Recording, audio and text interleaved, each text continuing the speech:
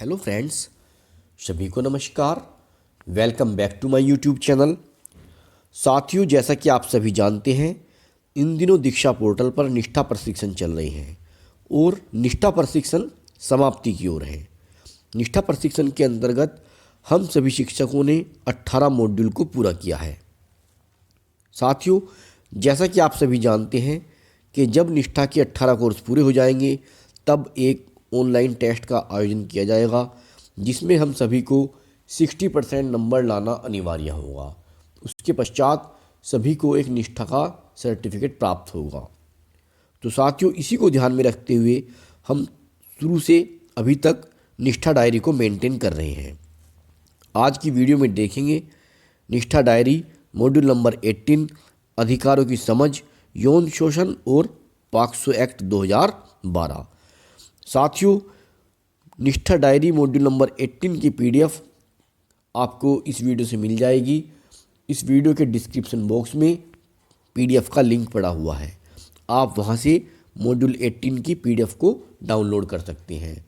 PDF password protected है। इसका password मैं आपको वीडियो में बता दूंगा। साथियों, वीडियो शुरू करने से पहले आपसे निवेदन है कि यदि आपने अभी तक मेरा यूट्यूब चैनल सब्सक्राइब नहीं किया है तो प्लीज़ आप मेरा यूट्यूब चैनल सब्सक्राइब करें, जिससे आपको इसी प्रकार की अन्य उपयोगी वीडियो समय समय पर मिलती रहा करें। आपको बताना चाहूँगा कि मैं बेसिक शिक्षा विभाग से संबंधित वीडियो बनाता हूँ जिनको मैं अपने यूट्यूब चैनल पर तो अपलोड करता ही हूँ। मैंने इनके लिए एक व्हाट्सएप ग्रुप और टेलीग्राम ग्रुप भी बनाया हुआ है।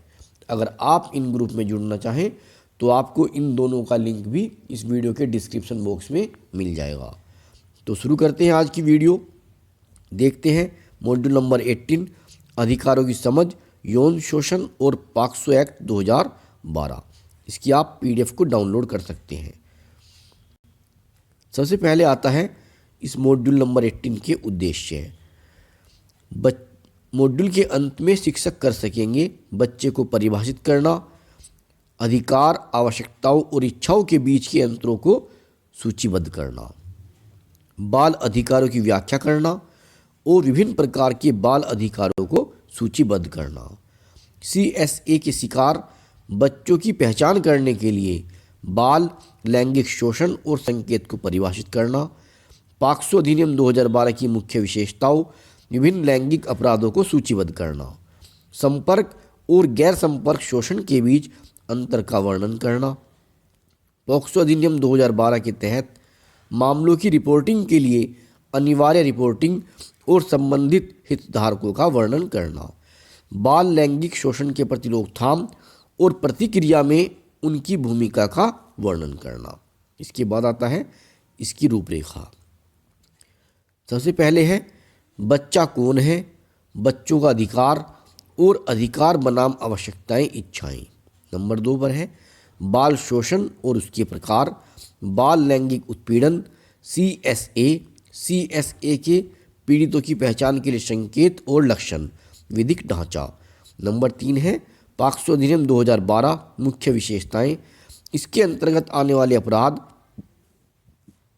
हाल ही में हुए संशोधन, अनिवार्य रिपोर्टिंग, बाल लैंगिक उत्पीड़न को रोकने में स्कूलों और शिक्षकों की भूमिका, पीड़ितों के प्रति रोकथाम और प्रतिक्रिया, सहायक और असमर्थित व्यवहार।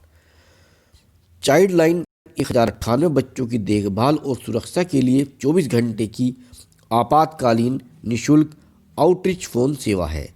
हम न केवल बच्चों की आपातकालीन ज़रूरतों का जवाब देते हैं बल्कि उनकी दीर्घकालिक देखभाल और पुनर्वास के लिए उन्हें प्रासंगिक सेवाओं से जोड़ते हैं। हम आज तक पूरे देश के 30 लाख बच्चों से जुड़े हुए हैं और उन्हें देखभाल और सुरक्षा प्रदान कर रहे हैं। चाइल्ड लाइन इंडिया फाउंडेशन केंद्रीय महिला और बाल विकास मंत्रालय की नोडल एजेंसी है, जिसे पूरे देश में चाइल्ड लाइन 1098 सेवा की स्थापना, प्रबंधन और निगरानी के लिए मूल संगठन के रूप में नियुक्त किया गया है। आज हम यहाँ कई मुद्दों पर चर्चा कर रहे हैं जो यह सुनिश्चित करने के लिए महत्वपूर्ण है कि बच्चे सुरक्षित और अपनी पूरी क्षमता के साथ फलते फूलते रहें। हम बच्चे के बारे में हमारी समझ, बच्चों के अधिकारों, बाल शोषण, लैंगिक शोषण और उसके संकेतकों और भारत में इन्हें संबोधित करने के लिए उपलब्ध कानूनी ढांचे के बारे में बात करेंगे। हम विशेष रूप से लैंगिक अपराधों से बच्चों के संरक्षण अधिनियम 2012 पॉक्सो और उस भूमिका पर भी ध्यान केंद्रित करेंगे जो शिक्षक बच्चे को सुरक्षित रखने में निभा सकते हैं। तो यहाँ पर पॉक्सो एक्ट के विषय में दिया गया है। अब आता है बच्चे का अधिकार। बच्चा कौन है? अलग अलग क्षेत्रों में अलग अलग दृष्टिकोण हो सकते हैं, जैसे कि जैविक या सामाजिक। बच्चा कौन है, इस बारे में आम समझ कानून से आती है। किशोर न्याय बच्चों की देखरेख और संरक्षण अधिनियम 2015 धारा 212 के अनुसार बाल का अर्थ है कोई भी व्यक्ति जिसने 18 वर्ष की आयु पूरी नहीं की है। यह बच्चे की सार्वभौमिक रूप से स्वीकृत परिभाषा है और बाल अधिकारों पर संयुक्त राष्ट्र सम्मेलन से ली गई है। अधिकार बनाम आवश्यकताएं, इच्छाएं। यह माना गया है कि बच्चों को जीवित रहने के लिए भोजन, कपड़े, आश्रय, प्यार और स्नेह जैसी कुछ आवश्यकताएं हैं। साथ ही उन्हें जोखिम से बचाना आवश्यक है। यह वयस्कों का कर्तव्य है कि वे बच्चों की ज़रूरतों को पूरा करें। बच्चों की ज़रूरतें उनके अस्तित्व के लिए सार्वभौमिक आवश्यक हैं। वयस्कों की सहायता के बिना इन ज़रूरतों को पूरा करना वयस्कों का कर्तव्य और दायित्व है। बच्चों के प्रति अपने दायित्वों को पूरा करने के लिए कानूनन, नीतियों और योजनाओं को तैयार करना और एक प्रणाली बनाना वयस्कों की जिम्मेदारी है। इसलिए ज़रूरतों को अधिकार के माध्यम से संरक्षित किया जाता है। इसलिए अधिकार बच्चों की पात्रता है कुछ करने या कुछ पाने के लिए बिना किसी उम्र, लिंग, जाति, नस्ल, राष्ट्र के भेद के। बच्चे का बच्चा होना ही आधार है, उसके अधिकार हैं। इसके लिए उसको अधिकार होना चाहिए। मांगों को मनुष्य की इच्छाओं के रूप में समझा जा सकता है कि उनके पास ऐसा कुछ है जो वे चाहते हैं और जैसा वे चाहते हैं वैसा ही करते भी हैं। अब इसके बाद आता है UNCRC और बच्चे के अधिकार। यहाँ पर UNCRC यानी कि United nation convention of the rights of the child, इनके अनुसार बच्चे के अधिकार के बारे में यहाँ बताया गया है। सबसे पहले बताया गया है उत्तरजीविता का अधिकार। इसमें बताया गया है इसमें बच्चे के जीवन का अधिकार और आवश्यकताएं शामिल हैं जो अस्तित्व के लिए सबसे बुनियादी हैं, जैसे पोषण, आश्रय, एक पर्याप्त जीवन स्तर और चिकित्सा सेवाओं तक पहुंच। दूसरा है विकास का अधिकार। प्रत्येक बच्चे को विकास का अधिकार है जिससे बच्चे को उसकी पूरी क्षमता का पता चलता है। इसमें शिक्षा, खेल, विश्राम, सांस्कृतिक गतिविधियों, सूचना तक पहुंच और विचार, विवेक और धर्म की स्वतंत्रता शामिल है। फिर आता है सहभागिता का अधिकार। इसके बाद आता है सुरक्षा का अधिकार। बच्चों को शारीरिक और मानसिक रूप से चोट और दुराचार से बचाने का अधिकार है।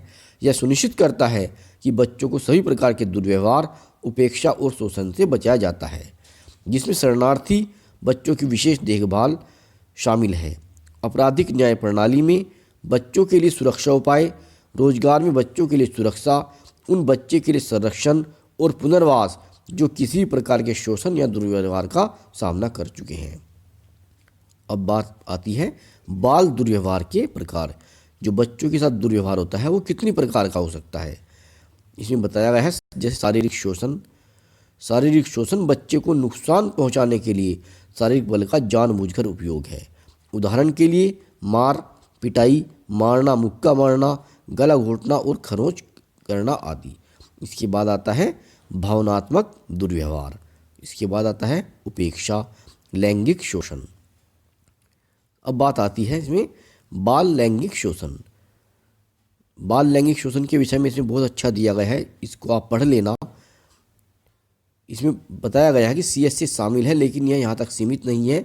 जैसे संपर्क दुर्व्यवहार, असंपर्क दुर्व्यवहार।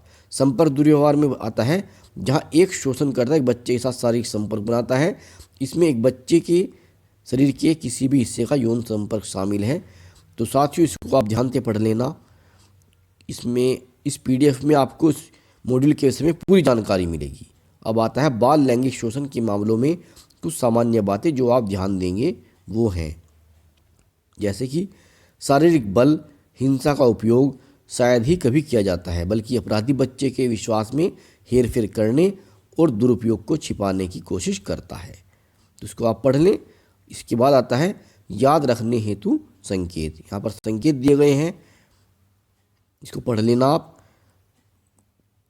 ये 15 संकेत दिए गए हैं। बाल लैंगिक शोषण पर मुख्य तथ्य के बारे में यहाँ पर चर्चा की गई है। अब आता है बाल लैंगिक उत्पीड़न के पीड़ितों की पहचान के लिए संकेतक। तो साथियों, अब मैं आपको इस पीडीएफ का पासवर्ड बता रहा हूँ। इस पीडीएफ का पासवर्ड है 1718।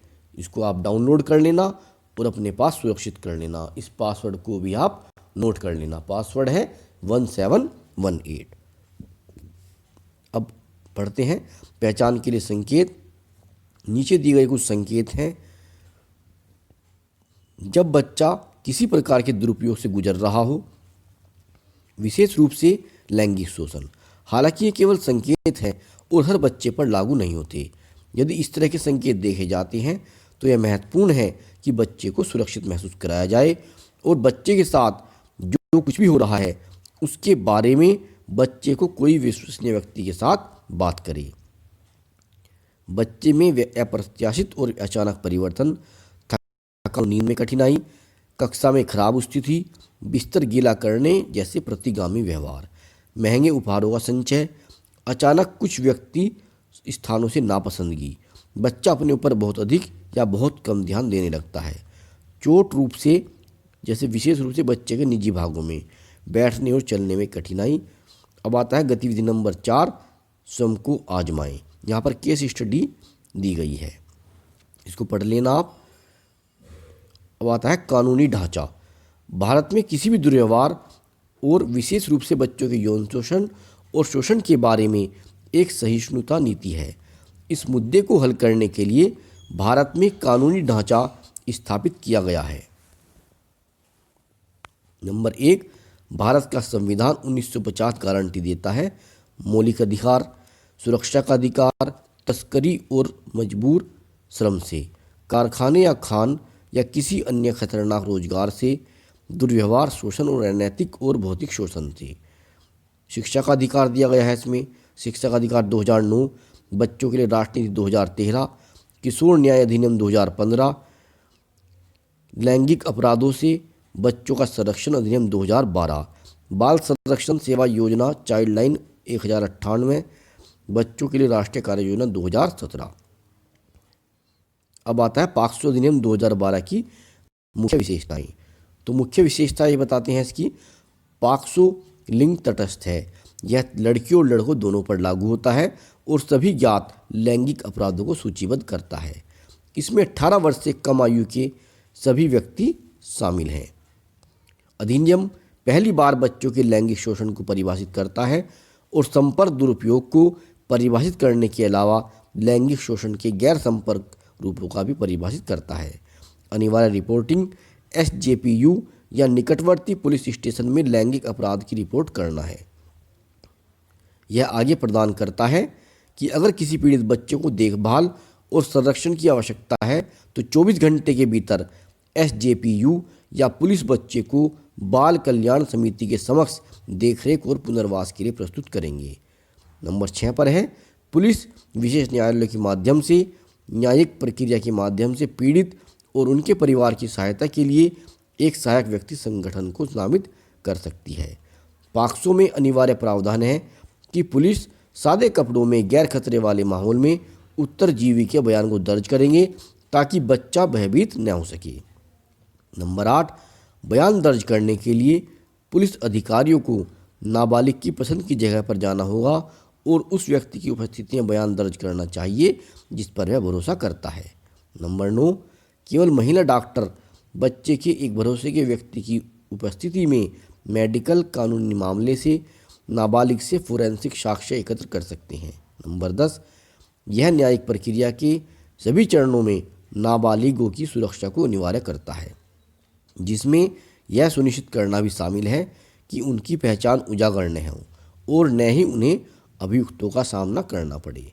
नंबर 11, नाबालिग की गवाही एक वीडियो लिंक का उपयोग करके दी जा सकती है और उसे किसी भी समय अदालत में गवाही दोहराने के लिए नहीं कहा जा सकता है।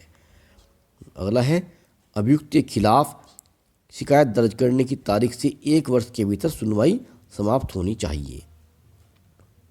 अदालत को नाबालिग की सहायता के लिए एक दुभाषिया, अनुवादक, विशेष शिक्षक, सामाजिक कार्यकर्ता या किसी अन्य विशेषज्ञ उपस्थिति के लिए व्यवस्था करनी चाहिए।